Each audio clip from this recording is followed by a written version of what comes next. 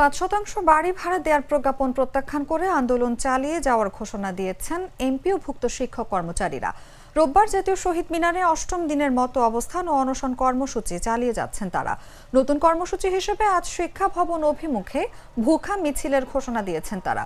বাড়ি ভাড়া ২০%, মেডিকেল ভাতা ১,৫০০ টাকা ও উৎসব ভাতা ৭৫% বৃদ্ধি করে প্রজ্ঞাপন জারি না করা পর্যন্ত আন্দোলনের হুঁশিয়ারি দিয়েছেন শিক্ষকরা।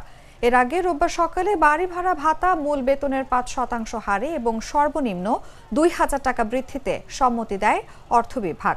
এটিকে প্রাথমিক বিজয় হিসেবে দেখছেন আন্দোলনে নেতৃত্ব দেওয়া এমপিওভুক্ত শিক্ষা জাতীয়করণ প্রত্যাশী জোটের সদস্য সচিব অধ্যক্ষ দেলওয়ার হোসেন আজিজি।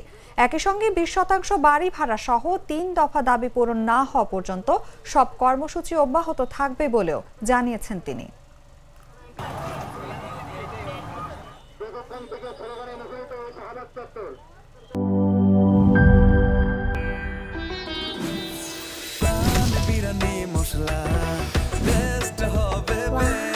প্রাণ বিরিয়ানি মশলা, টেস্ট হবে বেস্ট। প্রাণ, জীবনের স্বাদ।